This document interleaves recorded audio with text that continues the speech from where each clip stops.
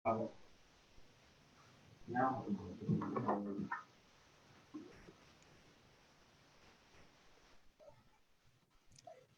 ada Ibu Diana. Mbak Diana ini. Halo Ana, Assalamualaikum.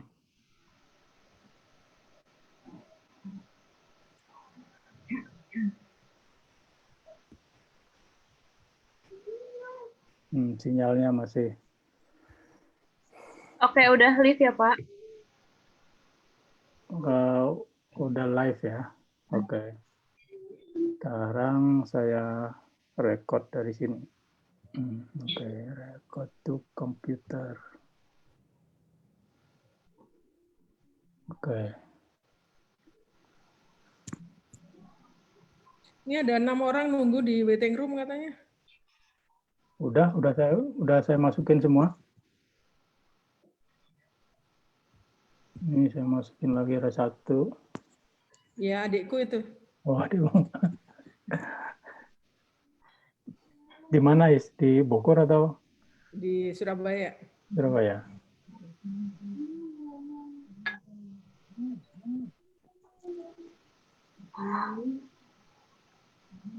Halo Kakak Ana.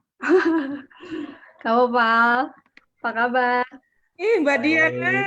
Mbak Aisyah, nggak datang-datang ke Medan. Iya nih, ya Allah udah kangen sama Medan. Sebel aku. Iya tuh marahin tuh. Medan kok terasa lebih jauh Medan daripada Inggris. Medan itu sekarang lagi ini orang udah turun, sekarang malah naik angkanya. Sama semua provinsi kayaknya begitu deh. Banjarmasin juga begitu. Terus kemarin ada ini kan wali kota Banjarbaru itu meninggal. Oh, iya. 1 tahun. Terus istrinya baru sekarang lagi dirawat. Kita lockdown di Usuk. Usu. Berapa lama rencana?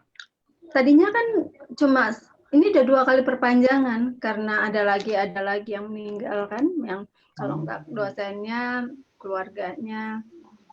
Ya gitu deh. Kelihatan. Ini paksa sama tuan rumah nih pakai video. Biasanya dasteran Mbak Diana. Kenapa? Biasanya dasteran, pakai foto aja. Oh, ini masih dasteran. Ini selamat datang untuk OSIS. Surabaya juga ini ya. Surabaya juga apa namanya? Najam naiknya. Waduh, istri saya luar biasa. Semoga semuanya sehat. Amin. Dan semuanya bisa melewati zaman yang penuh penuh cobaan dan luar biasa.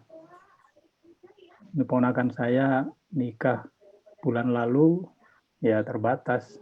Terus baru kemarin juga ada ponakan juga di Jawa Timur, Lumajang.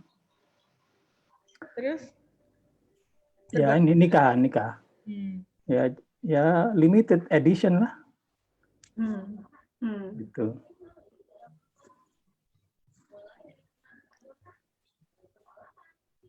Assalamualaikum Mas Dwi, apa kabar? Waalaikumsalam Kang Rahmat, terima kasih. Bisa, salam kenal, saya Ahmad. Salam kenal juga, Ahmad, namanya mirip sama tuan rumah ya? Satu pakai D, satu pakai T. Oh gitu. Iya. Kami kembaran namanya. Nih Kang Rahmat pilihan bukunya sudah ada ya? Ada. Sudah ya. Ada insya Allah. Kang Rahmat, kalau ya kita tunggu 2 menit lagi ya, 7.40 ya kita mulai ya. Oke. Kang Rahmat mau jadi pembahas buku Ekonomi Pancasila nggak? Ekonomi Pancasila? Yang ditulis oleh Arif Budimanta. Jadi saya mau menghadirkan dia, karena dia penulisnya, maka saya perlu mau cari pembahas 2 orang lah. Satu kepikiran Kang Rahmat diambil dari sisi perspektif ekonomi Islam. Terus satunya lagi belum tahu, tapi mungkin melihat perspektif kapitalis gitulah. Nah, ini kan ekonomi Iya, iya. Pancasila ini mau kemana nih? Gitu. Ya, boleh, boleh. Insya Allah mau. Ya, Alhamdulillah. Saya yang nanti namanya ini ya, mendengar, belajar, ya, sharing. ya. Terus saya belum punya bukunya, mau saya beli nanti. Saya beliin masing-masing pembahas. Kalau belum punya, saya beliin nanti. Iya, ya, saya belum. Kalau Prof Didit, saya kan di Indef tahun, ada sempat 3 tahun di Indef sebagai GM. Oh, gitu. Ya kebetulan hari ini Indef ulang tahun 25 tahun ya. Oh, hari ini kan? Kebetulan, ya. Tapi Oh, perayaannya insya Allah hari Kamis. hmm. Itu senior di Indef, Prof Didin sama Prof Elani menulis juga buku Ekonomi Pancasila. Wah, Mungkin berarti menarik cocok juga lah. kalau saya nanti ke Indef. Nah, ini sekalian diingetin kalau ke Indef saya akan apa? Boleh, Kang, boleh. Nanti kita compare ya Ya, isinya. ya. Jadi saya Salah satunya. kalau Arif Budimanta udah bersedia, Oke. tinggal cari 2 orang pembahas gitu.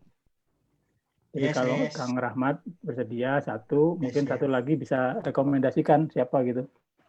Ya. Oke. Yang satu di ini Mas, ekonomi Apa? syariah. Ya ini Kang Rahmat. Oh, Kang Rahmat itu ekonomi syariah. Ini. Saya Kaprodi Magister Ekonomi Islam di Taskia, Ibu. Iya. Oh, berarti dosen ponakan saya dong kalau gitu. Oh ya, ponakannya di mana? Di Taskia, di accounting apa gitu. Saya agak lupa jurusannya. Di S1, di S2? S1. Di S1, oh, oke. Ya, ya. Accounting ya, Iya, alhamdulillah baik, bagus. Akreditasinya juga A. Iya. Akuntansi. Tapi sekarang ada S2-nya, akuntansi syariah yang pertama di Indonesia ya. Oh, congratulations ya. Teman saya di Tanjung itu juga, kalau nggak salah dia nggak tahu ngajar. Oh, dia di Ibnu Khaldun. Aja, Pak Kang Henry Tanjung aja. Di kita. Ya itu Sudah lama aja. Teman IPB saya waktu tingkat 1. Oh, oke. Berarti angkatan berapa ya? 26 ya? Ya udah tua lah pokoknya. Oke. Kang Rahmat Saya lebih tua lagi. Sampai nggak sampai hati menyampaikan angkatan. Ya, nggak apa-apa. Memang kalau sama ibu-ibu kan 2 hal yang tidak boleh dibahas. Umur Usia dan berat badan.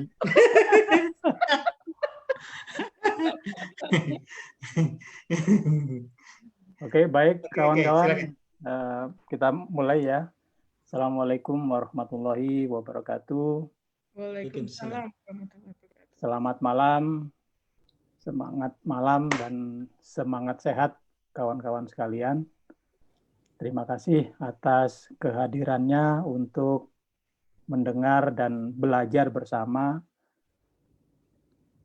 tentang sebuah buku yang menarik, yang merupakan sebuah cara untuk memberikan counter terhadap zaman yang serba cepat, gitu ya. Judul bukunya The Slow Fix: Solve Problems, Work Smarter, and Live Better in a World Addicted to Speed. Jadi apa-apa serba speed sekarang, serba cepat. Speed reading, speed fixing, speed apapun gitu ya. Karena kita seolah-olah dikejar oleh waktu dan selalu berlomba pada zaman yang serba cepat ini. Orang yang tidak cepat akan ketinggalan. Time is money, kata Benjamin Franklin. Nah, juru buku adalah sebuah meja belajar, media, ruang untuk berbagi kesempatan bagi kita untuk mendengar dan membaca buku yang kita belum sempat membaca. Caranya adalah kita meminta kawan-kawan yang sempat membaca buku tersebut untuk berbagi bacaannya dan menceritakan pengalaman membaca buku yang telah diselesaikannya. Ini adalah sebuah cara kita untuk berbagi tentang isi buku, tentang pengetahuan kepada siapapun yang berminat untuk belajar bersama tentang suatu topik. Tidak mudah bagi kita gitu ya untuk bisa mendapatkan buku, entah itu karena alasan aksesnya susah, bukunya susah didapat, atau harganya tidak terjangkau, atau juga kita tidak cukup waktu untuk membaca secara lengkap sebuah buku. Tapi ada kawan-kawan yang tekun dan hobi membaca buku. Nah, karena itu alangkah baiknya kalau kita bisa menyediakan waktu untuk berbagi apa yang dibacanya, karena tiap membaca buku, walaupun buku yang sama, masing-masing orang mempunyai kesan, mempunyai pengalaman, mempunyai interpretasi yang berbeda atas buku tersebut. Jadi pengalaman inilah yang ingin kita fasilitasi untuk dibagi kepada kawan-kawan yang berminat untuk membaca buku. Nah, saya Dwi Rahmat Muhtaman, host dari Juru Buku ini. Juru Buku ini tidak mempunyai topik khusus. Jadi tidak khusus membahas buku tertentu gitu. Kita ingin beragam topik, beragam buku, beragam cerita tentang buku yang bisa dibagi untuk siapapun gitu, sehingga topiknya macam-macam. Ini adalah Juru Buku yang kelima dan saya senang sekali bisa diberi kesempatan oleh Bu Aisyah Sileu, atau saya memanggilnya Iis, untuk berkenan hadir dan berbagi bacaan tentang buku The Slow Fix ini.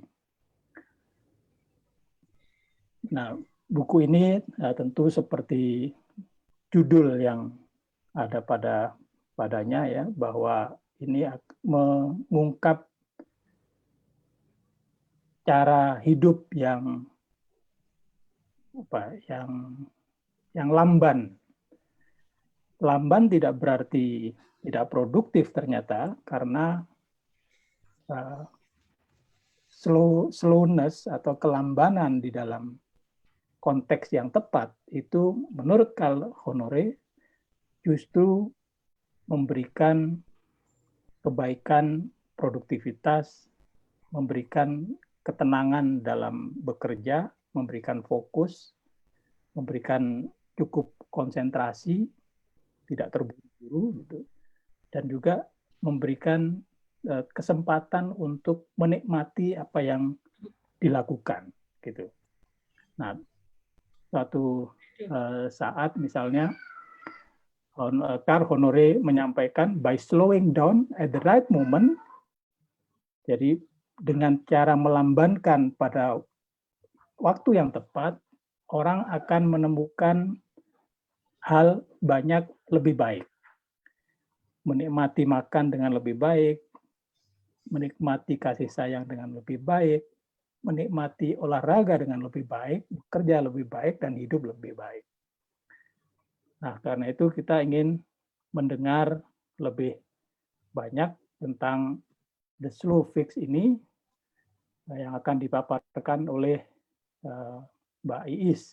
Mbak Iis ini adalah aktivis dan dulu bersama saya aktif di Lembaga Alam Tropika Indonesia, sebuah LSM yang bergerak di Community Forestry, kantornya di Bogor, dan didirikan tahun 1989.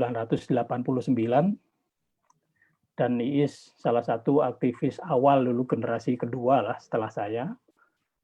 Setelah itu dia mendirikan Diameter Consulting, jadi sebuah konsultan yang bergerak di sustainability, mendorong perusahaan-perusahaan swasta untuk mengadopsi tingkah laku yang sustainable, termasuk juga membantu pemerintah Indonesia dalam mewujudkan komitmennya untuk bisa mencapai prestasi palm oil yang sustainable. Dan membaca adalah sebuah kegemaran, sebuah cara untuk bisa menikmati pengalaman belajar dan kemana-mana mungkin bawa buku nih Mbak Is, karena traveling sesuatu yang sering dilakukan baik domestik maupun internasional. Oke, selanjutnya saya serahkan kepada Bu Iis untuk melanjutkan kisahnya tentang The Slow Fix Car Honore. Silakan Iis. Terima kasih Mas Rahmat. Assalamualaikum warahmatullahi wabarakatuh. Waalaikumsalam. Senang diundang sama Mas Rahmat, ketemu lagi secara virtual. Ya, hobi bertemu itu sekarang ini dibatasi sama komputer aja sekarang ya. Ya, itu salah satu slow natural ya. Iya. Saya tadi barusan bicara sama Ibu Diana juga, kemarin-kemarin mungkin setiap bulan sekali saya ada waktu ke Medan, tapi tahun ini sama sekali nggak pergi ke sana. Kapan-kapan kita ketemu lagi ya Bu Diana? Iya, kangen.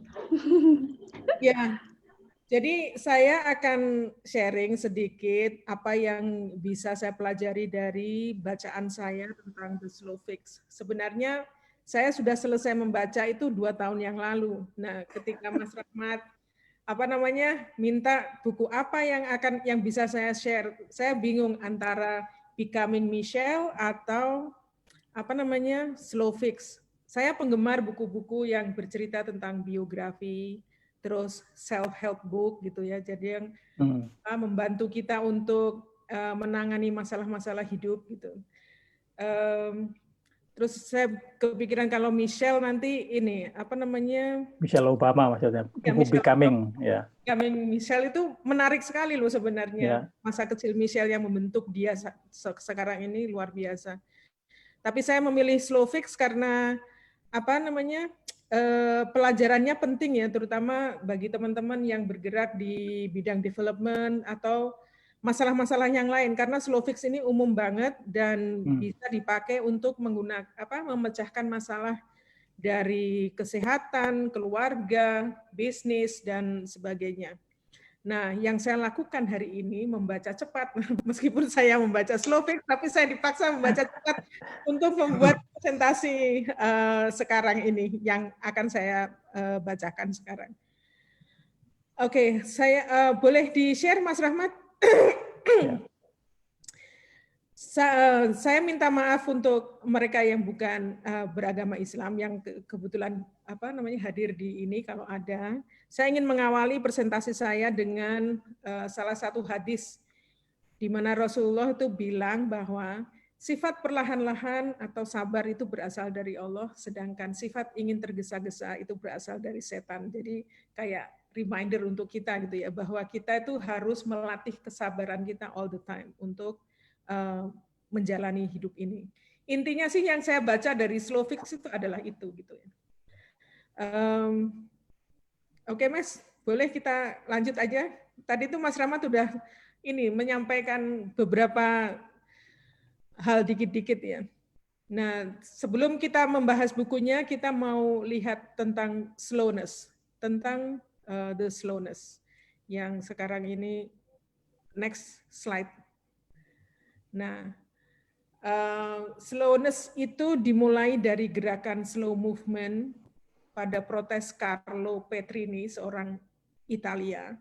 Pada tahun 86 itu memprotes pendirian atau pembukaan restoran McDonald, yang kemudian memantik gerakan slow food movement, bahwa kita harus benar-benar menikmati makanan itu, memasaknya dengan sangat sabar, tidak seperti yang jangkis kayak begitu. Nah, ini yang kemudian semuanya orang merefleksi bahwa oke, mulai saat ini kita kayaknya harus lebih peduli dengan teknik memasak yang membutuhkan kesabaran sehingga memaintain gizi dari makanan tersebut dan membuat tubuh kita sehat.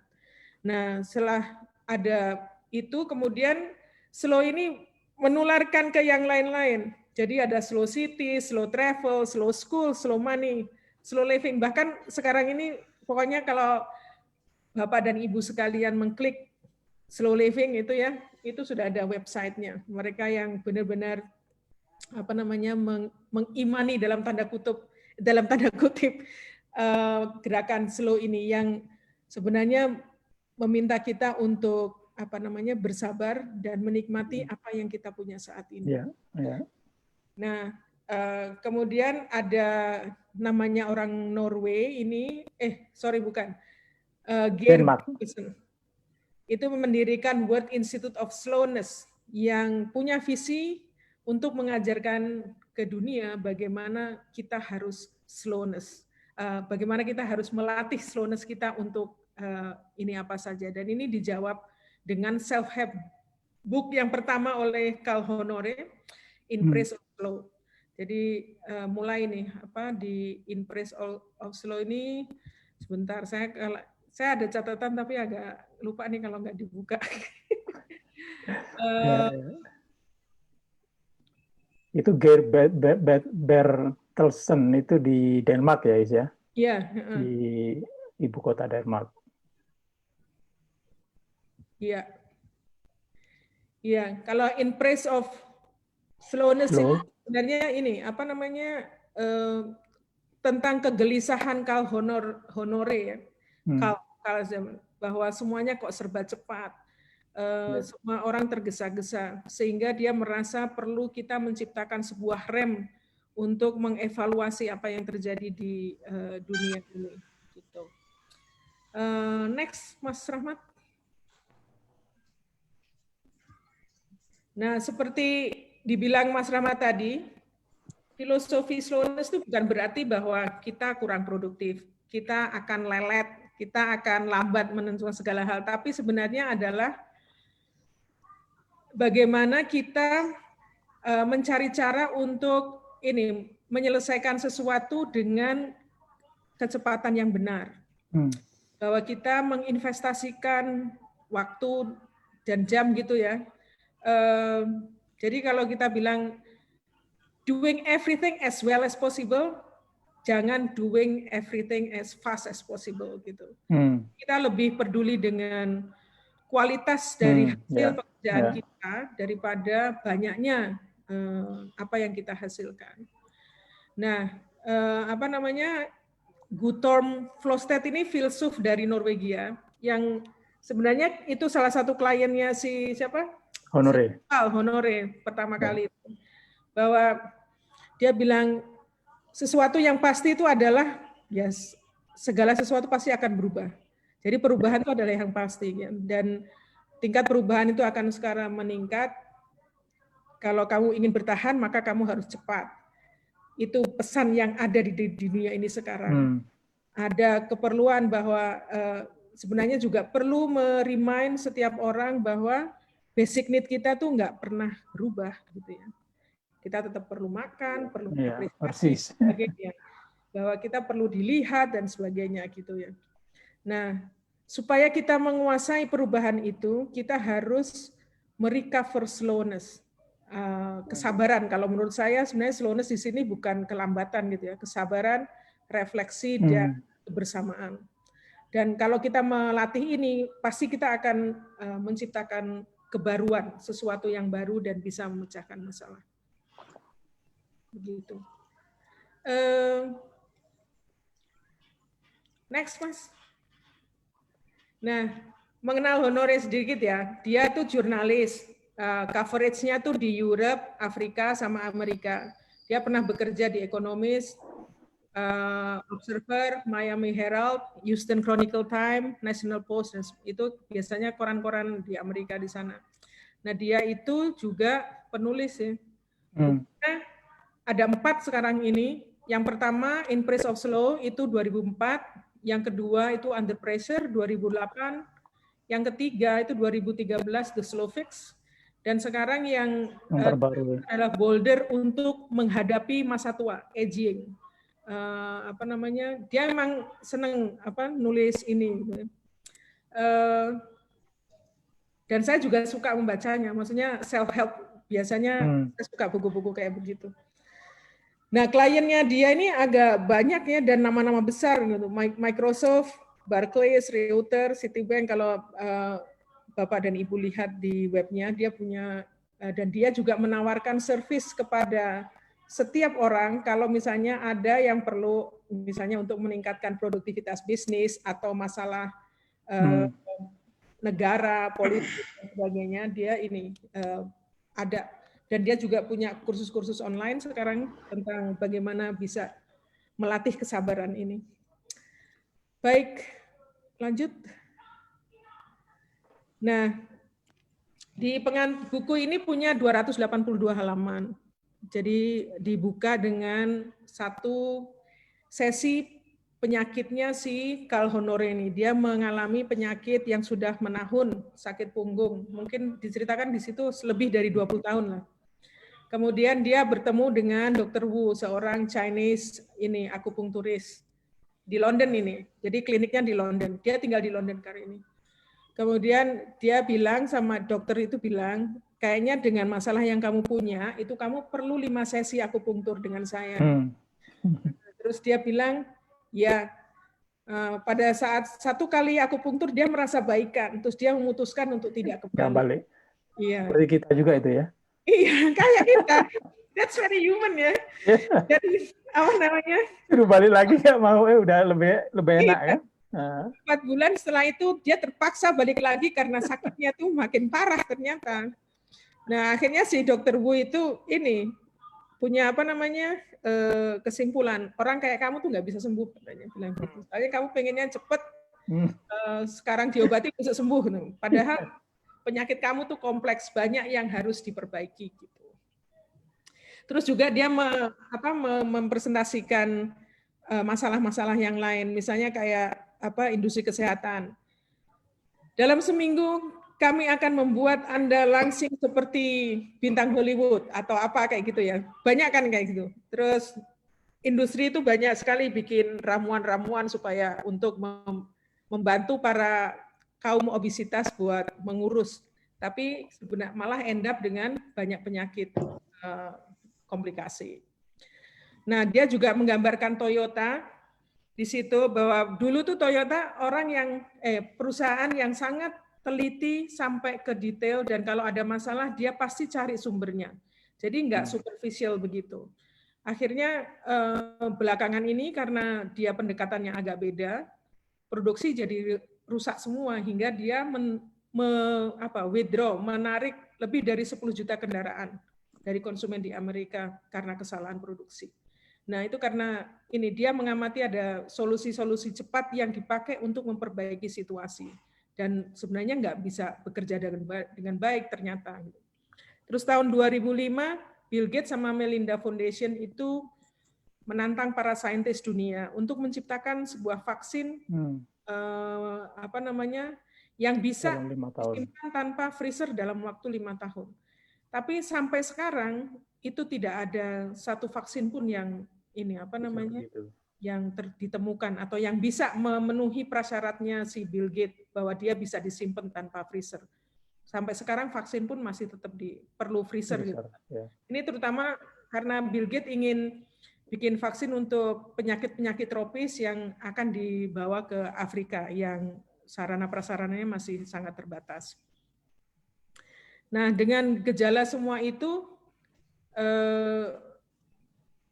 si Honore akhirnya travel the world untuk belajar dari perusahaan-perusahaan atau pemerintah, kejadian-kejadian politik, dan untuk ini merumuskan sebuah ingredient atau pendekatan supaya solusi-solusi yang kita capai itu benar-benar bisa menjawab masalah gitu ya. Next, Mas.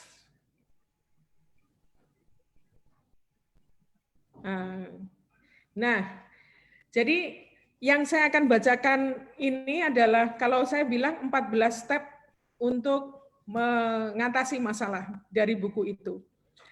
Jadi lesson learned buat solve the problem itu adalah confess your mistake. Kan ada ya orang bilang begitu kamu mengakui kamu ada kesalahan, ada masalah, itu 50% jalan terpenuhi sudah di depan mata gitu. Penyelesaian di depan mata. Nah, itu juga sama sih ini sarannya Honore bahwa Anda harus mengadmit the issues and then kalau sudah ada issues-nya kita sudah bisa bikin roadmap bagaimana menyelesaikan masalah itu. Jadi pendekatannya kira-kira sama seperti kita bikin rencana aksi daerah ya Bu Diana ya. Bahwa we have to admit the issues but we will provide the roadmap how to tackle that gitu. Terus yang kedua itu adalah think hard. Jadi kita harus punya waktu untuk investigate, menggali lebih dalam dan bertanya dengan situasi ini untuk mendapatkan gambaran yang utuh gitu ya. Contohnya misalnya kalau kayak gini di dunia development biasanya ada namanya root cause analysis bahwa kita harus menggunakan kata why itu over and over untuk ketemu benar-benar root cause-nya. Jadi jangan sampai solusi kita itu hanya untuk mengatasi gejala, tapi harus lebih menyembuhkan ini root cause-nya. Sama seperti saya mau sharing sedikit soal pengalaman saya membawa ibu saya ke rumah sakit. Ketika sakit bulan April itu kan pandemi masih ini ya, saya takut ke rumah sakit. Masih mulai. Terus jadi kita baru bisa ke rumah sakit itu setelah hari raya. Terus tapi saya sudah bilang sama dokternya, ibu saya tuh alergi obat-obatan kimia. Jadi kalau Pak dokter lihat ibu saya muntah-muntah, terus sakit perut, nggak usah diobatin. Saya sudah bilang begitu. Karena itu bukan root cause-nya ibu saya gitu. Karena jangan sampai mengobati hanya dengan melihat gejala. Tapi Anda harus mengevaluasi apa yang terjadi sampai ketemu root cause-nya. Nah, satu kali, terus saya kemudian ini kan menandatangani konsen kan bahwa setuju untuk melakukan evaluasi tindakan medik. Tindakan tes waktu itu tesnya apa sih namanya ya ampun. Endoskopi sama biopsi dan sebagainya. Nah, pas malam ketika dievaluasi, ibu saya sakit perut sama susternya tuh dikasih obat. Nah, semakin menjadi-jadi kan, akhirnya saya marah tuh sama ke rumah sakitnya. Kan saya sudah bilang tidak boleh ngasih obat, saya bilang begitu. Ini saya setuju hanya untuk evaluasi, bukan untuk ngasih obat, saya bilang begitu. Nah, gejala itu memang terlihat menyakitkan, tapi itu bukan masalah sebenarnya, intinya itu. Nah, kita harus punya waktu untuk think hard gitu ya. Terus yang selanjutnya, yang ketiga kalau nggak salah itu adalah think long ya, think holistic. Nah, joining the dots. Ini yang biasanya orang pakai, you have to get the helicopter view. Jadi harus ada view 360 derajat untuk melihat masalah itu. Jadi kalau istilahnya Carl adalah ketika kita punya masalah yang sangat kompleks, harus punya waktu untuk melihat semua variabel dan bagaimana variabel itu berinteraksi. Jadi jadi ketika kita merumuskan masalah, pertanyaan itu benar gitu supaya jawabannya nanti benar. Begitu. Selanjutnya think long. Ini juga bahwa kita juga harus menginvestasi waktu untuk berpikir jangka panjang. Sekarang memang orang cenderung ke jangka pendek. Ada memang masalah-masalah yang bisa diselesaikan hanya dengan melihat jangka pendek. Tapi banyak banget, bahkan pada umumnya, masalah itu harus mempertimbangkan jangka panjang, dampak-dampaknya. Jadi kalau disarankan adalah bahwa Anda harus punya waktu, upaya, dan sumber daya hari ini untuk meraih keuntungan dalam jangka panjang. Gitu. Keuntungan atau kesehatan.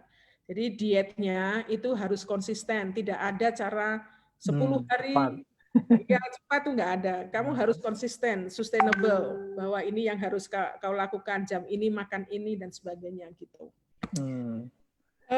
Langsing dalam 24 jam, gitu ya. Iya. Oke. Nah, terus setelah apa yang kita punya setelah thing itu, dan ternyata kita memang juga harus diminta untuk melakukan langkah kecil gitu ya, untuk memulai tentang detailnya bagaimana melaksanakan. Jadi disarankan kalau kita punya masalah itu bikin to-do list, terus kemudian yang benar-benar akan memberikan manfaat jangka panjang itu dimasukkan dalam to-do list. Sementara kalau yang ada ecek-ecek dan sebagainya ada maybe list namanya gitu ya. Kira-kira gitu. Di situ di bukunya ada sih contohnya. Cuman contohnya kan banyak banget ya, mulai dari industri perkapalan dan sebagainya. Bisa dibaca sendiri. Kalau saya bikin teaser aja supaya orang membaca nantinya. Jadi intinya adalah di dalam slow fix itu check and check itu harus diperlakukan, harus diterapkan. Karena tahu kan the devil itu pasti di detailnya gitu. Ada salah sedikit. Dia mencontohkan di sini kasusnya Steve Jobs ketika dia mau melaunch iPhone 4 pada tahun 2010. Ternyata ada salah sedikit ini di device-nya, dan itu membuat dia pending. Ini menarik kembali dan saya ingat ke waktu itu ada kasusnya ada berapa baterai yang apa gitu loh, kalau nggak salah sebagai pengguna iPhone. Jadi dia waktu itu rugi berapa gitu. Nggak ingat saya. Tapi itu dicontohkan sebagai bahwa kamu harus put attention to details. Itu maksudnya. Lanjut. Nah, setelah kita semua berpikir, ada masa, are you ready gitu? Apakah kita siap dengan cara-cara solusi yang kita rumuskan, yang akan kita rumuskan gitu. Oke. Terus, nah dia menyarankan bahwa kolaborasi itu penting. Jadi kerja teamwork dan sebagainya. Karena dia ngomongnya banyak kepala itu akan bagus, banyak pikiran jadinya.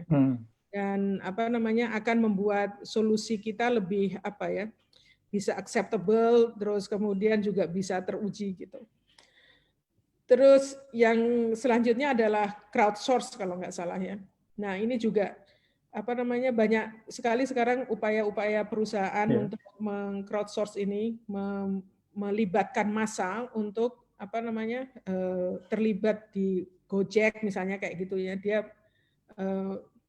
Gojek apa ya? Yang termasuk artinya kan berhimpun orang ya untuk melakukan sesuatu, berbagi resources gitu.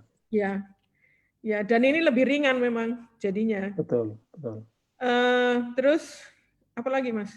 Nah, catalyze. Nah, kita ini yang pernah sekolah SMA ada rumus kimia ya. Catalyze itu biasanya di katalisator pemercepat ada dilakukan oleh enzim kalau nggak salah ya, bahwa kita kalau ingin agak cepat menyelesaikan masalah, kita harus melibatkan orang yang tinggal di masalah itu. Maksudnya orang yang mengalami. Contoh misalnya, kalau sekarang SDG yang untuk bikin FSC standard itu kan sudah cukup bagus tuh melibatkan perusahaan, karena dia jangan asal bikin standar tapi tanpa tahu the real problem di lapangan tuh kayak apa. Makanya terus mereka mengundang perusahaan-perusahaan untuk terlibat secara operasional apa saja yang dihadapi. Nah, proses itu bagi Kalhonor adalah mempercepat sebenarnya kita paham masalah dan solusi apa yang pernah mereka lakukan untuk bisa kita pelajari. Ya. Ini tadi menyebutkan SDG. SDG itu Standard Development Group. Jadi sebuah kelompok yang dibentuk oleh Forest Stewardship Council di Indonesia. Ini SDG-nya di Indonesia, karena Standard Development Group ini dibuat untuk membuat sebagai tim yang membuat standar nasional untuk sustainable forest management. Oke. Ya. Terima kasih tambahannya. Oke. Nah, devolve ini adalah pendekatan yang dilakukan. Maksudnya gini, kalau kita mau bikin penyelesaian dari satu masalah, bikin itu di tingkat yang paling bawah sekali gitu, root-nya. Contohnya apa ya?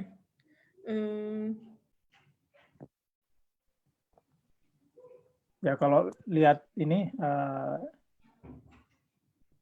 Sustainable Development Goal, ya. Nah itu kan juga penting mulai dari lokal. Betul. Ya, lokalnya karena goal yang paling penting itu adalah di tingkat lokal itu berkurang kemiskinannya, akses ke pendidikan dan seterusnya kan. Ya, jadi dilihatnya deliverable at the ground level. Ya. Ya. Apa namanya? Ya, saya perlu baca lagi nih yang devolve ini. Devolve. Ya. Ini sudah ke belakang-belakang sih. Dari devolve terus apalagi ada. Feel. Nah, feel ini perlunya kita ini menggunakan emosi ketika, maksudnya emosi bukan marah-marah ya. The way we feel gitu dengan masalah itu, bahwa ketika kita menyelesaikan masalah, kita harus juga mulai berkomunikasi dengan mendengarkan lebih banyak. Jadi misalnya kayak di perusahaan, itu manajemen datang ke karyawannya gitu ya, dia harus mendengarlah karyawannya ngomong apa. Kayak kasus Toyota tadi ya, karena mereka tidak lagi mendengar orang-orang yang bekerja di front door, yang di apa namanya tingkat bawah, yang ada bikin pintunya dan sebagainya. Terus juga akses ke manajemen itu tertutup buat mereka, tidak seterbuka zaman dahulu. Itu jadi tidak ada empati yang dilakukan oleh manajemen ke karyawannya. Nah, ini juga apa namanya penting gitu ya untuk berempati dengan orang-orang yang mengalami masalah tersebut. Jadi kalau expert bilang ketika mau menyelesaikan masalah, jangan pakai emosi kamu gitu. Kan ada tuh biasanya perusahaan jangan pakai emosi. Jangan, tapi gunakan data gitu ya, gunakan angka-angka. Jadi emosi ini masuknya perasaan ya. Ya, perasaan. Be logical, be rasional, be scientific. Itu yang harus dipertahankan ketika mau menyelesaikan masalah. Terakhir, play kalau nggak salah. Saya jadi apa nih kayak Pancasila. Jadi intinya ini apa namanya, ketika kita berhadapan dengan masalah itu juga jangan kehilangan rasa fun di dalam menyelesaikan masalah tersebut itu. Jadi orang ada kan quote, orang tuh biasanya akan sukses kalau dia having fun di dalam sesuatu yang dia lakukan. Jadi demikian juga untuk menyelesaikan masalah itu kita harus dengan hati, dengan passion, sebagainya. Termasuk belajar kan, orang kalau belajar dengan sukacita, dengan senang, maka lebih mudah dia menyerap apa yang diajarkan. Iya, that's true. Ada satu lagi evolve namanya, tapi itu sebenarnya ini apa namanya repetition dari proses itu, bahwa kalau sudah selesai dengan ingredient itu kita akan replikasi evolve di sektor-sektor yang lain atau di masalah yang lain. Demikian sharing buku saya Bapak dan Ibu, semoga bermanfaat. Tapi intinya sih sebenarnya adalah bagaimana kita melatih kesabaran kita untuk menghadapi kenyataan hidup ini. Menurut saya begitu aja intinya. Begitu Mas Rahmat.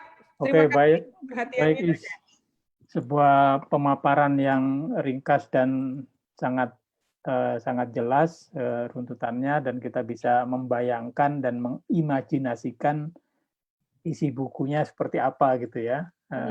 Ini adalah salah satu sisi yang di highlight sama Iis, dan nanti kawan-kawan bisa langsung ikut diskusi dan tanya beberapa hal. Nah, sebelum ke kawan-kawan, saya mau komentar atau tanya ke Iis juga nih. Nah, salah satu tadi udah disebutkan juga bahwa salah satu objektif atau tujuan dari gerakan slow ini adalah untuk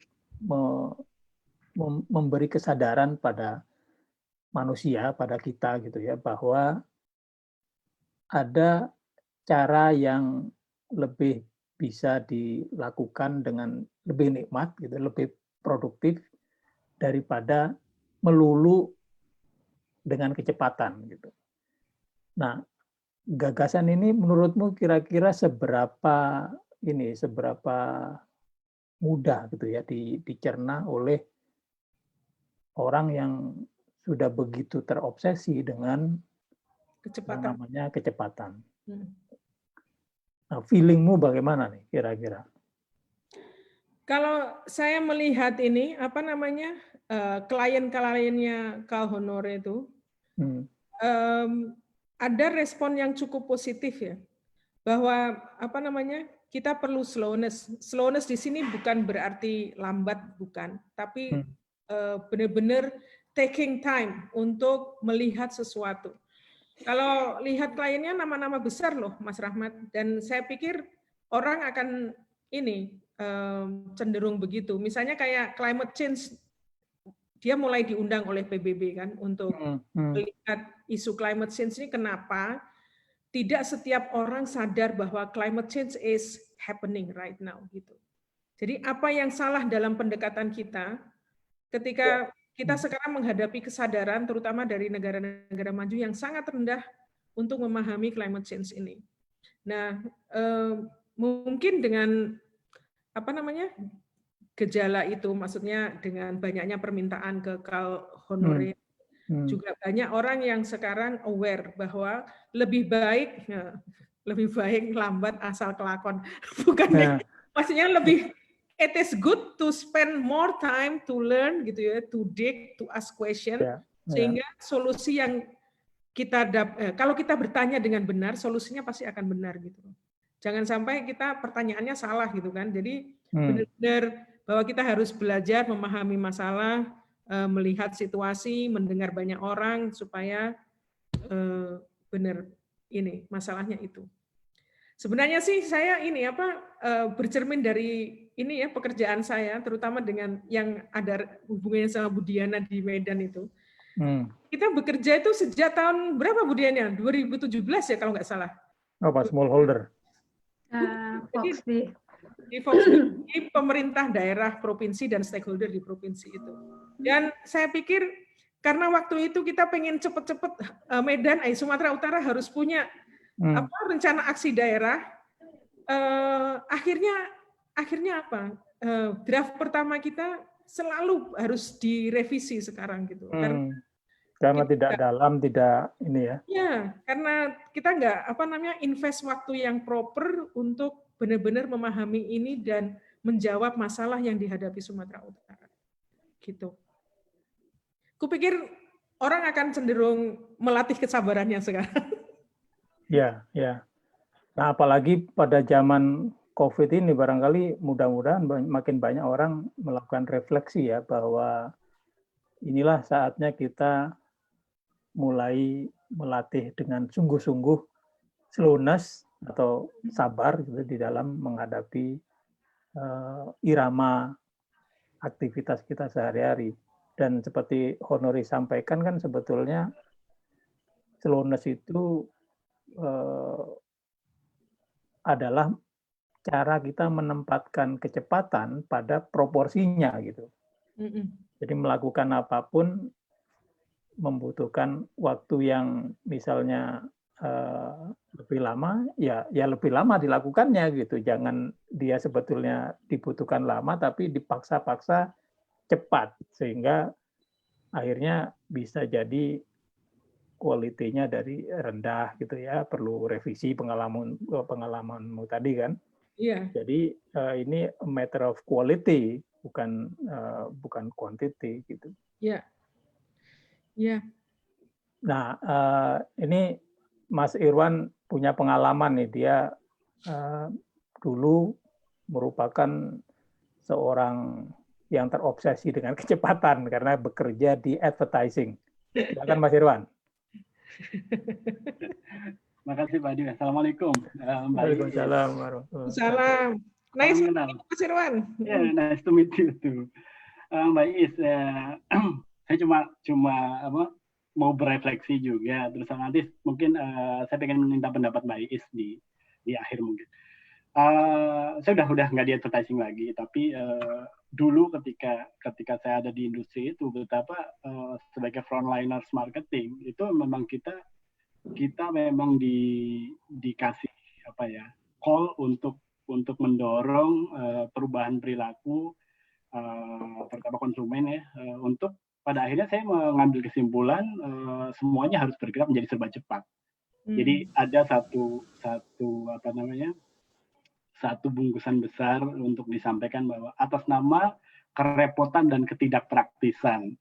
Nah, kerepotan dan ketidakpraktisan kan sebenarnya kalau kita yang hidup di Indonesia gitu ya, yang pernah mengalami apa yang dipraktekkan oleh mbah-mbah kita, kakek nenek kita dulu, itu kan semuanya serba slow gitu. Slow dalam artian bukan lelet gitu ya, tapi benar-benar kayak tadi tidak ngege mongso gitu ya, benar-benar nggak gerusa-gerusu. Ya. Jadi memang kalau kita kembalikan, saya juga pada akhirnya merenung gitu ya, betapa saya dulu telah berbuat dalam tanda kutip berbuat kerusakan dalam pemikiran konsumen, bahwa semuanya nggak mesti harus selalu didorong untuk semuanya serba cepat gitu kan. Ya. Dan semua promise yang dijanjikan oleh brand, katakan hampir semuanya mau brand global ataupun lokal rata-rata sama. Karena konsumerisme kan sebenarnya selalu akan mengikuti dengan pola kebutuhan yang cepat dan seterusnya. Nah, setelah saya keluar, saya banyak mulai berhenti sejenak. Kemudian kalaupun mengerjakan pekerjaan berhubungan dengan komunikasi pun, saya memilih klien-klien yang juga bisa punya rem gitu loh. Dulu tuh klien saya kebanyakan tidak punya rem, jadi udah pakai metik nggak ada remnya. Nah seperti itu.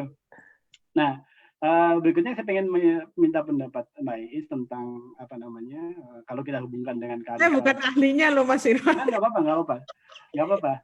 Tapi lebih dalam konteks sebenarnya kan kearifan kita mengajarkan. Bahkan kalau kita melihat kearifan orang-orang di Barat dengan quote good things come to those who wait, sebenarnya kan sama dengan apa yang yes. Ada di Timur sebenarnya gitu kan. Yes. Nah, di Barat udah terlebih dulu menggerus kearifan mereka lebih awal. Nah, kita sebenarnya kan kalau kita mau gali Carl Honore pun mungkin benar-benar sudah diempirikan oleh laku hidup nenek moyang kita dari dulu gitu ya sebenarnya. Nah, ini menjadi tantangan kita sebenarnya untuk bagaimana mengisi dalam ruang kekinian seperti apa yang ditulis Carl Honore, tapi kita mengambil dari perilaku hidup nenek moyang kita yang benar-benar slow living gitu. Kita semuanya bergerak untuk slow living, pindah ke desa segala macam. Sebenarnya udah ada dan ada di sebelah kita, cuma kita lupa karena kita bercermin ke cermin yang salah. Kira-kira begitu Mbak Is. Monggo Mbak Is. Iya, makasih Mas. Ini sih sebenarnya sharing aja ya dari Mas Irwan tadi. Mas Irwan ya? Irwan. Iya Mas Irwan. Ya, saya senang sih sebenarnya pendahulu kita kan juga ini ya, maksudnya sudah punya nilai-nilai tentang pelatihan kesabaran, lebih banyak waktu untuk melihat, mendengar, itu aja sih sebenarnya poin dari Carl Honore juga. Dan saya pikir dia juga baca buku-buku ini loh, buku-buku agama juga, karena di berbagai agama juga mengajarkan misalnya Buddha tentang mindfulness gitu ya, bahwa kita tuh harus terus kepercayaan Jawa atau Jawi salah, yang itu bahwa eling dan waspodo kayak gitu. Itu artinya sebenarnya juga bahwa you have to take time to consider everything gitu, consider everything ketika mau melakukan sesuatu atau memutuskan sesuatu. Saya pikir itu. Ya memang kita kalau sekali-sekali sekali-sekali slow down gitu ya, dari hiruk pikuk kita sehari-hari, kan memang terasa juga ya ininya, bedanya gitu. Kita bisa merasakan menikmati waktu, menikmati sesuatu yang kita lakukan di luar aktivitas sehari-hari yang selalu hektik gitu. Jadi ini gerakan atau slow movement ini saya kira satu ajakan yang baik untuk bisa kita terapkan di tengah kegemuruhan zaman yang betul-betul serba cepat gitu. Dan ini tentu ya tantangannya akan makin besar juga karena kecepatan makin lama makin eksponensial kan? Iya, iya sih. Boleh nggak aku ini komen? Ya silakan. Karena aku pikir masing-masing mungkin berdasarkan pengalaman, berdasarkan bidangnya sendiri. Kebenaran aku kan di edukasi, di penelitian. Nah, kalau aku sih ngelihatnya slowness ini nggak lebih di waktunya, bukan bahwa dia itu 1 jam atau 10 jam, bukan 1 bulan atau 1 tahun, tapi lebih ke prosesnya. Jadi kalau di edukasi itu Roger tuh kan suka bilang bahwa kayak kita lah dulu zaman kita kabopal. Kalau zaman anak-anak ini dia tuh ada remedi, ada itu yang semuanya itu mesti instan nilainya mesti di atas 80. Tapi itu sampai dibawa ke universitas sehingga ketika membedakan antara regresi linier, grafik yang eksponensial dan sebagainya juga udah kebingungan.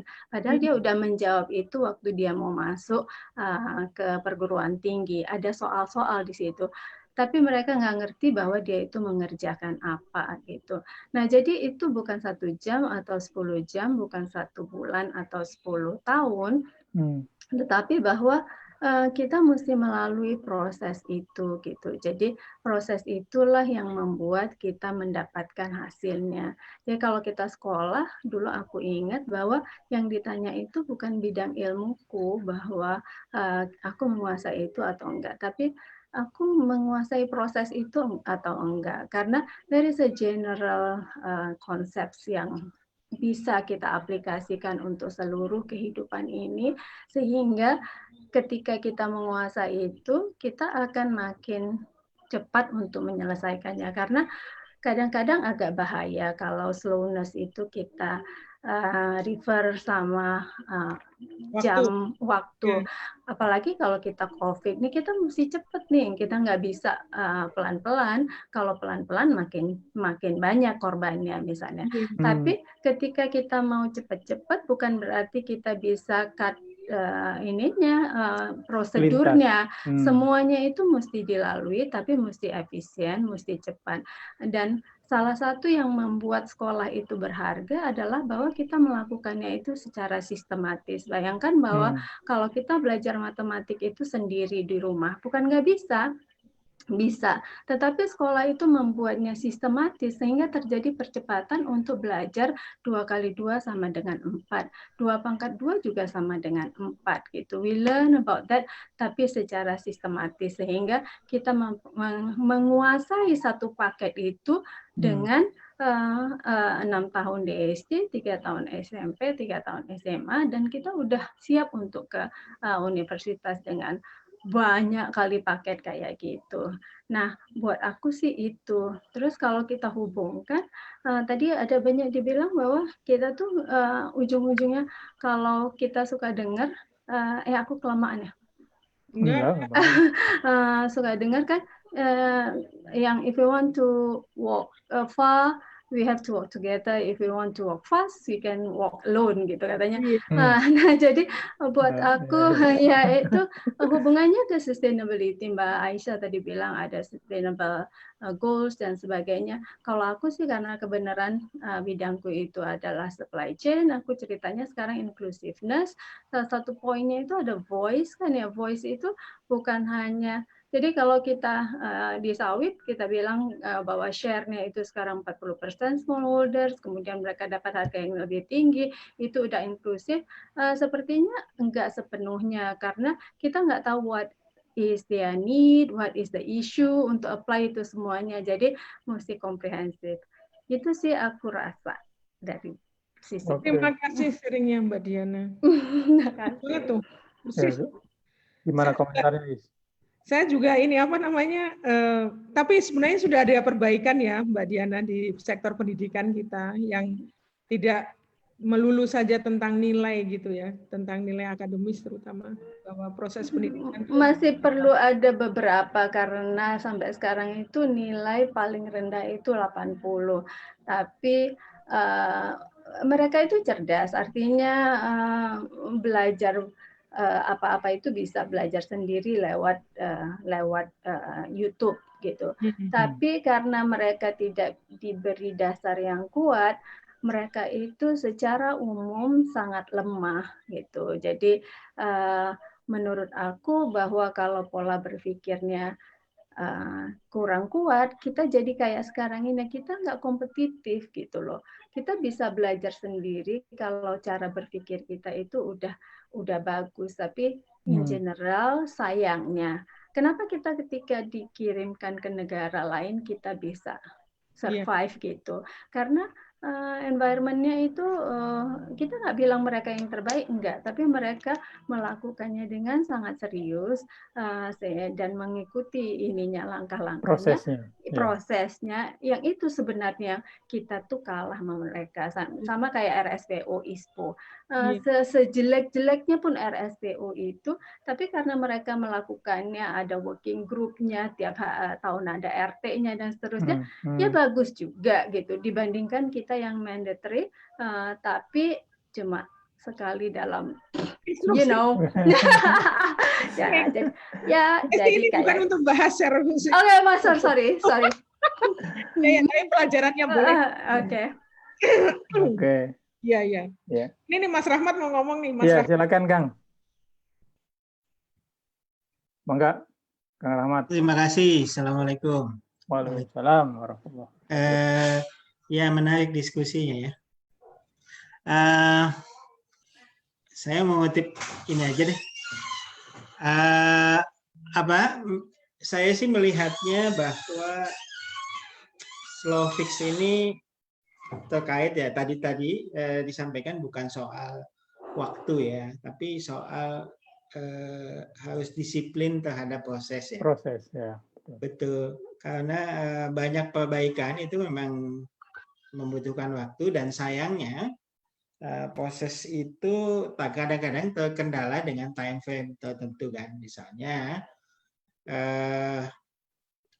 kita sering mendengar ganti menteri, ganti kurikulum ya misalnya. Padahal kan kalau mau tadi terkait dengan pendidikan, Mbak Diana sudah bilang kalau mau mereview pendidikan dasar ya tentunya harusnya SD, SMP, SMA 20 tahun baru dievaluasi gitu kan. Tapi kan ganti menterinya kadang-kadang lebih cepat dari 5 tahun kan, sudah ganti-ganti lagi gitu kan. Nah, yang seperti itu dalam ekonomi juga sama saya kira. Misalnya ya, ini ada Kang Mukhlis di sini, sobat saya dulu mereferensikan saya ke Indef, dan waktu itu di Indef pernah ada wacana untuk menggalakkan obligasi daerah misalnya. Tapi sampai sekarang obligasi daerah itu misalnya tidak pernah bisa di-approve karena biasanya obligasi itu durasinya 10 tahun misalnya. Tapi masa kerja DPRD 5 tahun kan. Jadi nggak pernah ada DPRD yang bisa meloloskan program yang 10 tahun. Ya, apa namanya ya? Peraturan daerah ya, Perda. Yang mengesahkan penerbitan Padahal mungkin daerah butuh untuk membiayai pembangunan yang krusial misalnya seperti itu. Jadi ini sepertinya memang dipacu oleh salah satunya dunia keuangan yang Wall Street lah ya, yang senantiasa ingin quick yield gitu kan. Jadi dunia finansial, korporasi, swasta ingin yang cepat-cepat, akhirnya itu masuk juga ke kehidupan pemerintahan. kita. Seperti itu. Ya kira-kira catatan saya itu sih. Terima kasih. Ya, Bang. Oke, ada lagi yang akan memberikan komentar? Silakan kawan-kawan. Jika ada pertanyaan atau kesan gitu. Nah, Kang Rahmat, untuk mengatasi mengatasi akselerasi atau speed dari baik bisnis maupun kehidupan kita sehari-hari, apakah memang slowness ini salah satu hal yang cukup mujarab kah? Termasuk di dalam policy making misalnya. Di dalam apa? Policy making misalnya dalam merumuskan policy kebijakan making. gitu ya. Karena kan harusnya setiap kebijakan itu mempunyai proses yang dalam, analisis yang juga dalam gitu. Tidak cepat karena itu tadi, karena tenur yang 5 tahun harus cepat-cepat atau ada kebutuhan tertentu. Iya. Ya bisa jadi ya. Jadi memang saya misalnya salah satu yang berpikir bahwa misalnya masa kepresidenan itu 5 tahun terlalu singkat ya. Dan dibuat 2 kali, toh pada akhirnya semua ingin 2 kali misalnya karena banyak. Kenapa nggak sekali aja, tapi ya katakanlah lebih cepat ya. Lebih lambat. Misalnya 8 tahun atau sampai 10 tahun. Tapi sekali saja gitu ya. Karena kan kalau kita lihat misalnya cetak biru pembangunan itu rata-rata berjarak 25 tahun ya, RJPMN itu. Jadi rasanya ketika Pak SBY buat tiba-tiba ganti lagi, berubah lagi gitu kan. Sayang sekali yang ini yang udah dipikirkan mendalam tiba-tiba harus masuk ke laci lagi gitu ya, diganti dengan yang baru. Jadi memang ada hal-hal yang mestinya sinambung ya, mestinya sinambung, termasuk juga persoalan pembangunan, persoalan, dan juga ini kan memang salah satu pemicunya adalah obsesi ya, orientasi pembangunan ini kan. Yang katakanlah bertumpu pada pertumbuhan, misalnya kalau kita kritik itu kan, pertumbuhan ini kan sebenarnya persoalan kecepatan ya.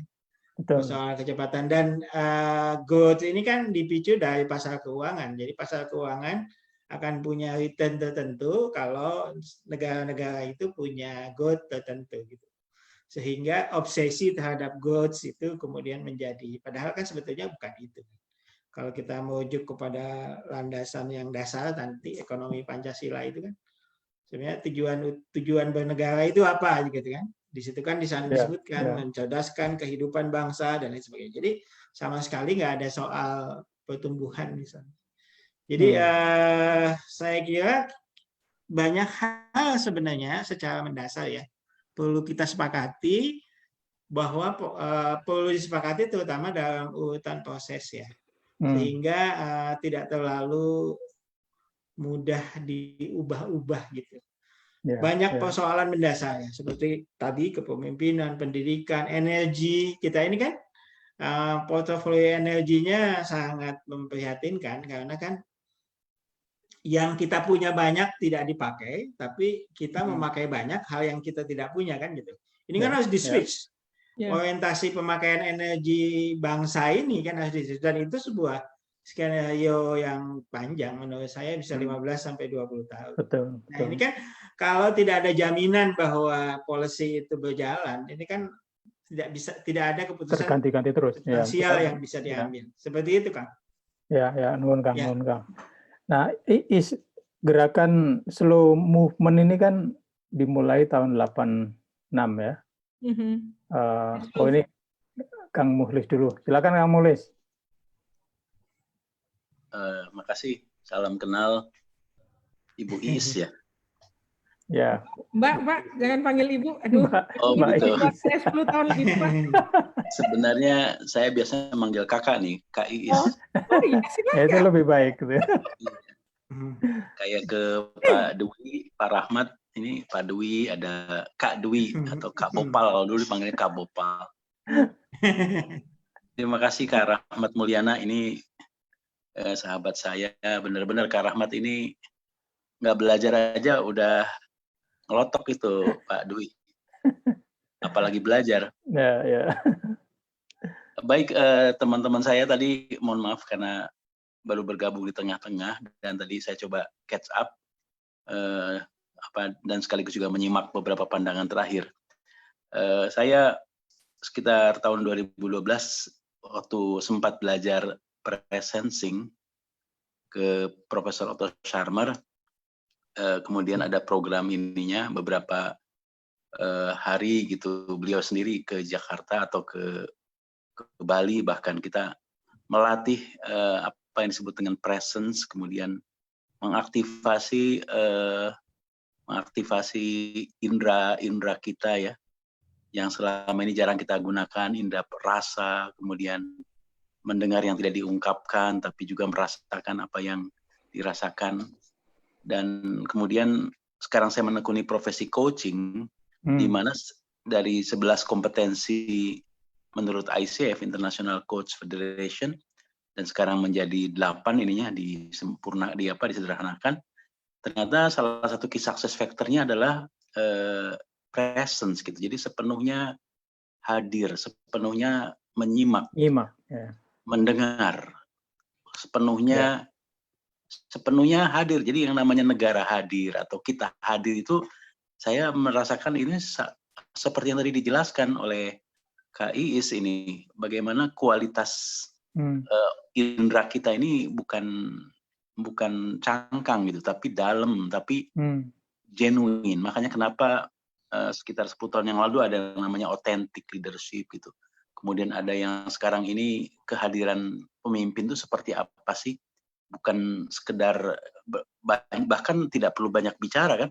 Dan itu saya rasakan munculnya, mohon maaf dengan segala kekurangannya ya, misalnya kepemimpinan sekarang yang dicari itu yang hadir. Saya coba kumpulkan ya, coba aja lihat Pak Nurdin Abdullah misalnya dari Sulawesi Selatan. Ketika di Bantaeng beliau hadir menjadi Bupati Bantaeng, bahkan beliau diminta memimpin Sulawesi Selatan.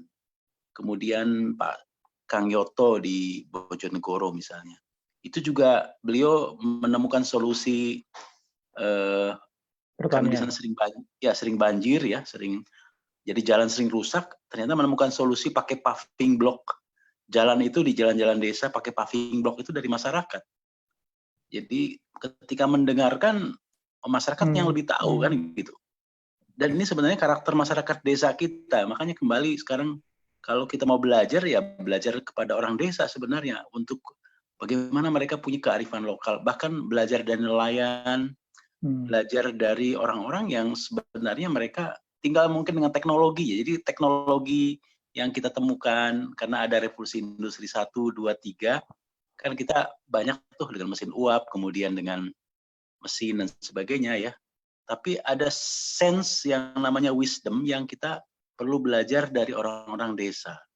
Dan orang desa itu kan punya kemampuan atau kearifan lokal untuk bisa menyelesaikan masalah sendiri. Dan dengan saya nanti mau baca bukunya ya nih Kak Iis. Mudah-mudahan bisa. Kalau kelihatannya menarik ya untuk Slow Fix ini meningkatkan kualitas kepemimpinan.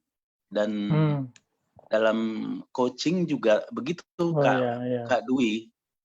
Jadi pemimpin tuh bukan mencapai KPI atau performance saat itu saja, tapi kemudian apa yang dia tinggalkan, para pemimpin-pemimpin berikutnya yang dia tinggalkan mampu mengambil keputusan dan mendeliver performance sebaik dia tidak. Berarti tugas leader yang utama selain dia perform, mendeliver performance yang diminta oleh stakeholders ya dalam bentuk KPI atau performance measure. Kemudian yang kedua adalah menyiapkan leaders yang berikutnya. Yeah. Makanya kenapa program Pak Dwi Rahmat Muhtaman ini dengan coaching kepada teman-teman itu sebenarnya melatih mereka mengambil keputusan. Karena kan kita tidak selamanya di dalam posisi top management. Someday they will succeed me. Someday they will replace me. Nah, menurut saya buku ini kita letakkan dalam konteks kepemimpinan luar biasa. Jadi akan terjadi percepatan pengambilan transformasi. Karena kan transformasi bukan tugas satu pemimpin. Transformasi itu kan sebenarnya tugas sejumlah pemimpin yang datang bergiliran dan dia melanjutkan apa yang sudah dibangun baik oleh pemimpin sebelumnya. Bahkan menurut saya analogi kereta Jepang ada namanya Shinkansen, itu ternyata setelah didalami itu bisa menjadi kecepatannya luar biasa karena ternyata mesin yang bergerak tuh rodanya bukan yang di depan saja. Seperti kereta-kereta atau bukan bukan ini bukan lokomotif saja. Bukan loko aja, tapi setiap roda dari setiap gerbong itu dibekali dengan satu teknologi yang mampu bergerak sehingga terjadilah proses percepatan dan itulah yang menghadirkan Shinkansen yang kita ketahui sebagai kereta tercepat dalam ini ya peradaban sekarang. Maksud saya dalam kaitan dengan buku ini adalah bagaimana leadership ini juga perlu membudayakan kemampuan untuk menyiapkan leader berikutnya. Betul.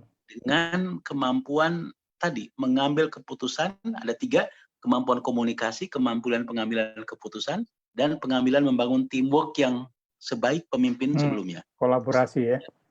Kalau 3 tadi bisa dibekali sebaik pemimpin sebelumnya, maka yang terjadi adalah percepatan. Dan menurut saya tadi uraian dari KIIS tadi menggambarkan bahwa slow fix ini ya suspend your judgment. You cannot solve everything by what you believe, what you know now, tapi juga coba ada jeda selalu. Masa di mana kita mendengarkan, masa kita ada yang mengatakan kok jadi lambat, tapi kemudian kenapa tidak kalau kualitas kepemimpinannya lebih baik? Persis. Kenapa kalau kualitas keputusannya lebih baik? Karena kita banyak mendengar, karena kita ada masa jeda. Kalau dalam Otto Scharmer, ya open mind, open heart, open will. Jadi open-mindedness ini salah satu key success factor dalam perubahan. Begitu barangkali Kak Dwi, saya senang sekali, mudah-mudahan rekamannya saya akan ikuti dari awal lagi nanti. Mohon maaf kalau ada yang kurang klik tadi, teman-teman sekalian, salam kenal. Saya muridnya Pak Dwi, Saya juga. Terima kasih. Ya, terima kasih. Waalaikumsalam. Terima kasih Kang Mukhlis. Kang Mukhlis ini pada tahun 2018 menerbitkan sebuah buku, Revolusi Pelayanan Publik. Jadi my next guest, saya kira Kak Mukhlis nanti tentu kalau penulis saya undang akan ada yang membahas, gitu Kang Mukhlis ya? Ya, insya Allah saya juga akan hadiahkan e-book untuk semua peserta. Oke, mantap. Oke, nanti saya schedulekan. Nah, saya kira menarik ya dari the slow fix ini dikaitkan dalam perspektif leadership yang seperti diuraikan oleh Kang Mukhlis tadi, luar biasa. Gimana Is? Silakan Is. Ya, bagus. Maksudnya saya juga takjub gitu. Ternyata sebenarnya buku ini ya saya temukan di pameran buku internasional Wolfbeck World itu. Ya itulah. Ya, satu buku aja saat itu.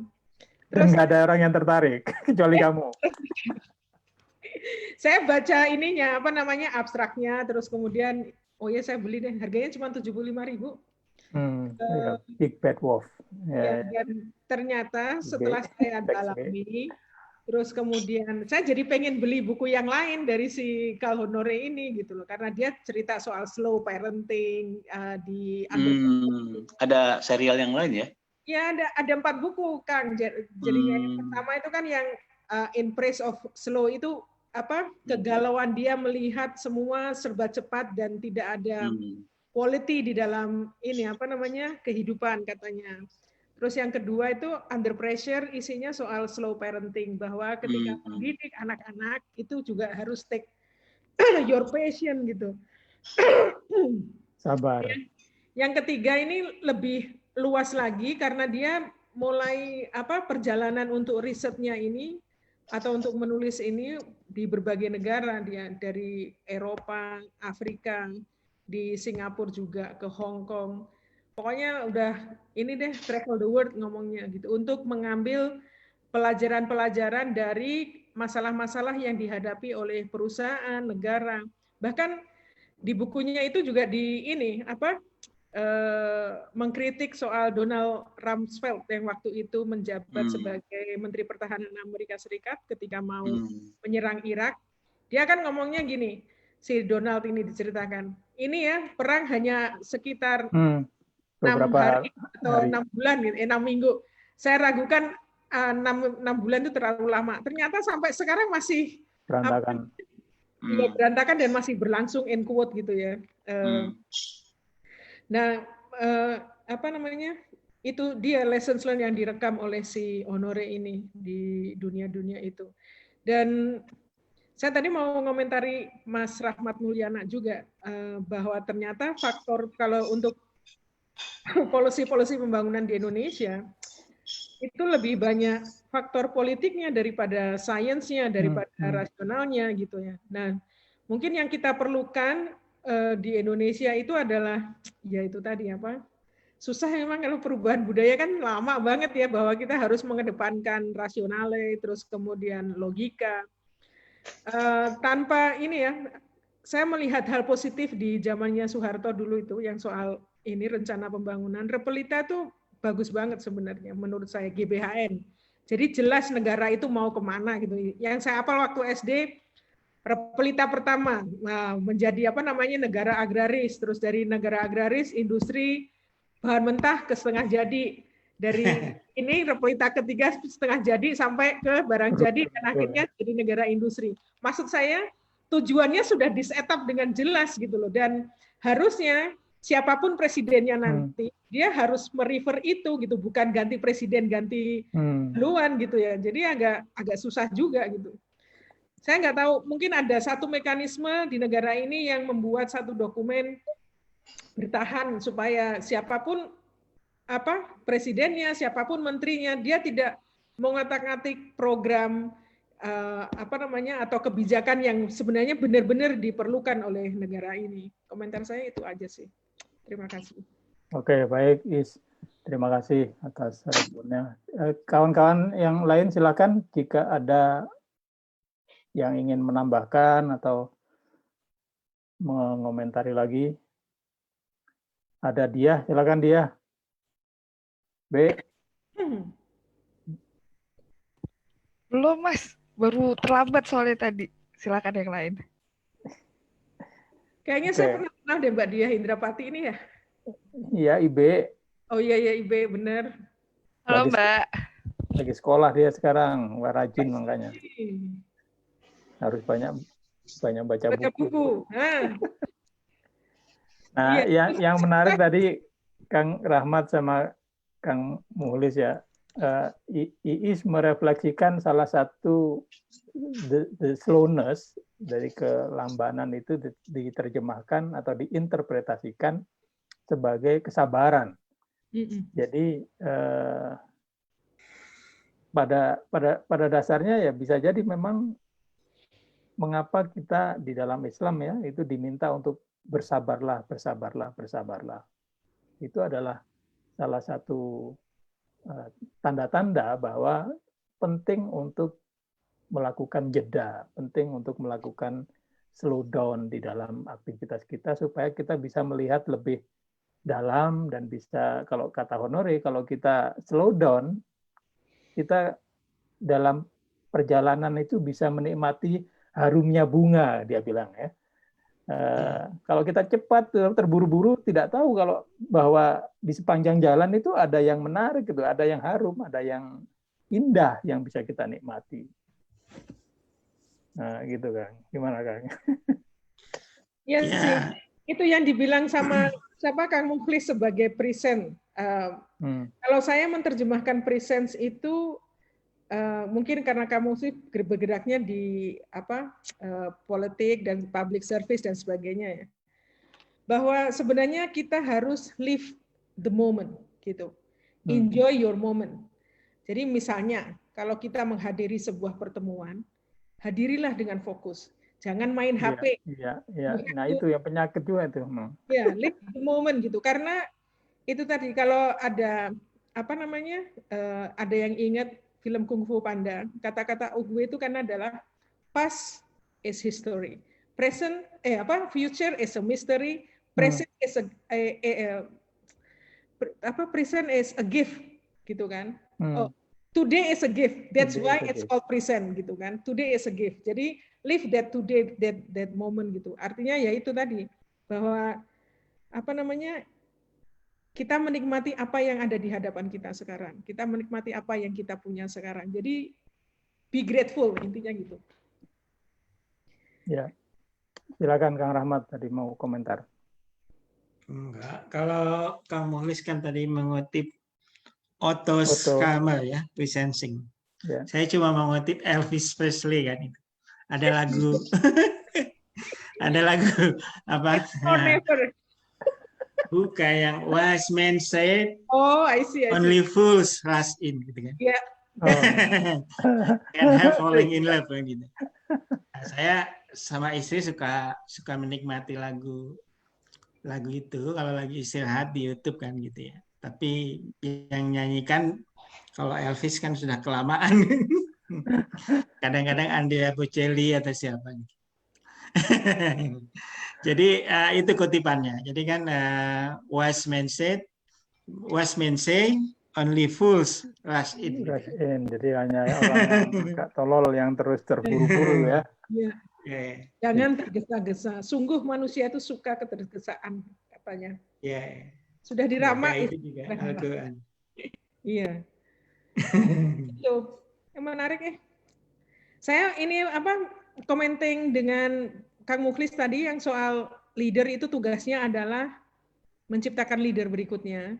Saya punya usulan nih Mas Rahmat untuk mengundang Mas Handri Santriago. Oke. Direktur GE. Ya. Nah, saya ada nomor HP-nya Pak Rahmat. Dia punya buku kan, sharing 1 dan sharing 2, itu isinya kuliah tweet dia tentang leadership. Bagus banget tuh sebenarnya. Dia dengan bahasa yang membumi untuk bisa memahamkan kita pentingnya leadership. Oke, saya agendakan. Saya juga ada ininya, ada disertasi Pak Handri ini juga menarik tuh Pak Rahmat. Tentang apa? Beliau itu kan biasanya orang bicara tentang leadership ya. Tapi beliau juga menekankan aspek followership. Jadi itu menggambarkan bahwa kualitas leadership juga akan sangat menentukan kualitas followership. Itu menarik. Jadi influence gitu, bahwa kepemimpinan itu menular. Jadi kalau dia pemimpin yang sukses atau berhasil, tadi kaitannya dengan ini Kais, dia juga prepare others atau leaders yang berikutnya. Artinya akan ada satu keberlanjutan. Ini challenge nih buat presiden yang sekarang. Kalau nanti abis ini nggak ada yang sekualitas beliau ya, question. Jadi beliau harus mampu membangun ini apa istilahnya ya, mastermind alliance. Mastermind alliance atau bahasa lainnya adalah satu tone, satu frekuensi dengan para leaders yang lain, dan itu influence. John Maxwell mengatakan leadership is influence itu memang ke standar tertentu dia penting. Iya, penting untuk menciptakan satu tone di mana kemudian nyambung gitu. Ya, Kan biasanya next leadernya ya. Exactly. Dan jadi nanti meskipun beda partai atau beda ini afiliasi politik, tetapi kan kebaikan atau orang-orang baik itu biasanya nyambung. Ya. Apalagi dia punya agendanya untuk negara kan begitu. Itu bedanya pemimpin dengan politisi kan. Ya. Kalau statement atau negarawan itu dia membangun bangsanya, membangun negaranya, bukan membangun kelompoknya. Partai, ya. Persis. Jadi menurut saya, dan di buku yang kami tulis itu, Pak Rahmat dan juga teman-teman, bisa dilihat bahwa ternyata itu lintas partai. Ya, jadi, itu soal leadership juga itu sebetulnya ya, bukunya ya, Kang Mukhlis ya. Ada banyak pemimpin ya macam-macam itu. Ya Ridwan Kamil dari mana, Bu Risma dari mana kan, itu dua orang yang berbeda. Tapi ada satu hal yang sama yang mereka praktekkan, yaitu tadi dedikasi, kemudian presence tadi, kemudian get things done, deliver, kemudian sense of closure ya, tuntas gitu, kerja tuntas. Nah, antara Ridwan Kamil dengan Bu Risma kan dua orang yang berbeda dari dua partai dan bahkan jauh, Bandung dan Surabaya. Tapi maksud saya, kalau saya sih berharap ya, masih ada nih presiden ini punya waktu gitu untuk membangun itu. Dan itu bukan sekedar kepemimpinan politik aja, Mbak Is, saya lihat juga di kepemimpinan korporasi. Telkom ya, saya kan pernah beberapa kali ya, sampai setiap tahun suka ada di Telkom itu ada satu pendidikan untuk level manager di Bandung ada Corporate University. Ya, ada Corporate University. Saya suka diundang tuh pas bagian itu. Bagian itu mereka selama 2 pekan, saya 1 hari itu. Dan saya lihat Telkom salah satu yang luar biasa karena apa yang diletakkan oleh Pak Cacuk Sudaryanto ya. Ya, Sudaryanto ya tahun 90 itu menyiapkan fondasi dan leader berikutnya itu luar biasa. Jadi yang namanya leaders itu kemudian menciptakan influence yang panjang gitu. Jadi Cacuk itu bapaknya Telkom, menurut saya itu pengakuan mereka, bukan kata saya. Dan pengaruhnya, dampaknya luar biasa. Munculnya Arif Yahya, kemudian banyak sekali tokoh-tokoh yang sekarang adalah hasil dari rekrut dan pengembangan SDM yang dilakukan zamannya Cacuk. Barangkali itu juga demikian, saya kira standar ini yang kita perlu harapkan ya. Muncul dari korporasi, muncul dari pemerintah, kepala daerah, muncul juga pemimpin masyarakat. Dompet Duafa misalnya, ada namanya Eri Sudewo, kemudian Arifin, Ahmad Juwaini, itu menyiapkan leader. Jadi civil society ya, gerakan filantropis juga salah satu rekrutmen. Jadi menurut saya ini ada kepemimpinan ini ya, ASN, kemudian kepemimpinan korporasi, kepemimpinan di society, dan kemudian kepemimpinan yang muncul dari filantropis ini akan menjadi sumber rekrutmen. Karena contoh nih, Mardi Guwowi misalnya nih Pak Kak Rahmat. Mardi Guwowi itu siapa? Tidak dikenal, tapi dampaknya itu luar biasa. Jadi maksud saya akan muncul kepemimpinan yang muncul. Apalagi ternyata Mardi Guwowi juga selain dia menyuarakan kesadaran geopolitik ya, bahwa kita tuh harus melihat open mind juga dengan geopolitik. Beliau juga melakukan hal-hal yang nyata dengan adanya rumah yatim yang beliau besar. Jadi poin saya, sumber rekrutmen kepemimpinan ke depan, belajar dari buku yang tadi Teh Iis atau Kak Iis jelaskan, memang tadi sejenak perlu jeda. Saya pernah nulis dulu waktu masih di Antara, tiap pekan tuh nulis, ada kolom namanya jeda. Jeda itu seperti pit stop dalam rehat, dalam persis dalam Formula One ya. Ada masa kita berhenti untuk melihat, untuk melihat gambar besar, untuk melihat kekurangan dan sebagainya. Mas Jamil Azzaini, kawan sahabat kita, mengatakan itu pit stop. Saya menyebutnya jeda. Jadi memang jeda. Dan menurut saya tadi slow. Ya, kelambanan itu bukan berarti kita tidak melakukan atau doing nothing. Kelambanan itu adalah bagian dari untuk melihat gambar besar, melihat keselarasan, melihat harmoni, melihat ekosistem, melihat apakah kita mengajak yang lain, apakah di belakang kita ini rapi nggak soft kita, barisan kita. Dan itu filosofi jamaah seperti halnya dalam rumah ibadah ya. Ketika mau berjamaah kan rapihkan saf. Kemudian juga pastikan bahwa tidak ada yang tertinggal gitu. Saya kira itu semangat saya melihat forum ini keren banget ini. Juru bukunya keren dan para pesertanya jago. Keren, Teh Is, keren. Terima kasih. Mudah-mudahan kita bisa mendengarkan yang lain, Kak Irwan dan teman-teman yang lain yang sedang banyak membedah buku-buku yang lain. Terima kasih. Oke, baik. Terima kasih, Kang Mukhlis. Oke, kalau tidak ada yang lain lagi, sudah jam 9 lewat. Closing statement is? Closing statement? Nggak ada. Apaan closing statement? Ya, ada.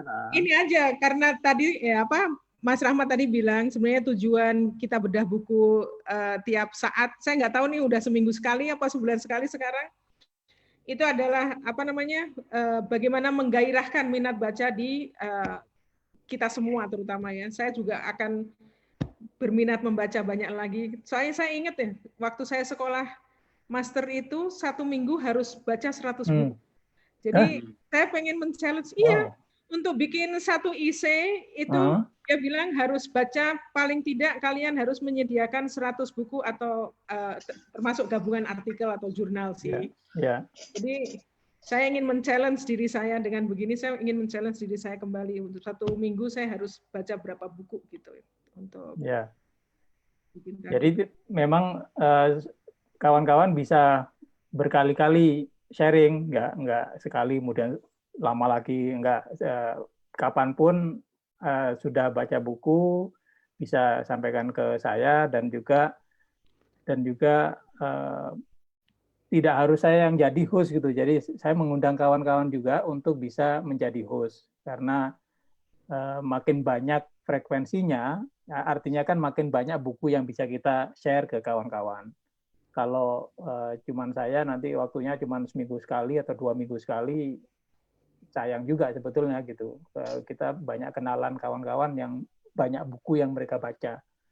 Jadi kalau bisa seminggu 2 kali tapi gantian gitu akan lebih banyak manfaat yang bisa kita berikan ke kawan-kawan untuk sharing isi buku. Terima kasih untuk memberi kesempatan saya, Mas Rahmat. Baik, terima kasih kembali Iis, terima kasih kawan-kawan semua. Sampai jumpa di lain kesempatan dan silakan kalau ada ide buku yang ingin di-share. Tadi Kang Rahmat Mulyana sudah siap. Untuk berikutnya ini Kang Mukhlis, saya sudah komunikasi dengan Arif Budimanta, dia akan menulis buku Ekonomi Pancasila. Dan dia sudah oke, tinggal saya mencari yang akan menjadi partner untuk membahas itu. Kang Rahmat sudah bersedia, nanti saya butuh 1 lagi, jadi 3 orang gitu, dari sisi yang berbeda supaya lengkap. Terus Kang Mukhlis nanti saya schedulekan ya. Siap. Oke, baik. Terima kasih sekali lagi kepada kawan-kawan semua. Selamat istirahat, stay healthy, dan tetap semangat. Wabillahi taufiq wal hidayah. Wassalamualaikum warahmatullahi wabarakatuh. Waalaikumsalam warahmatullahi.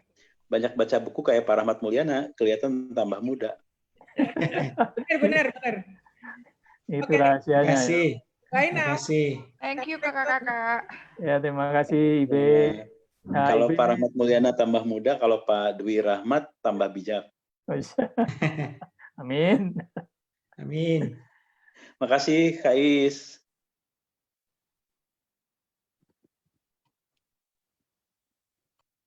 Terima kasih Mas Iwan.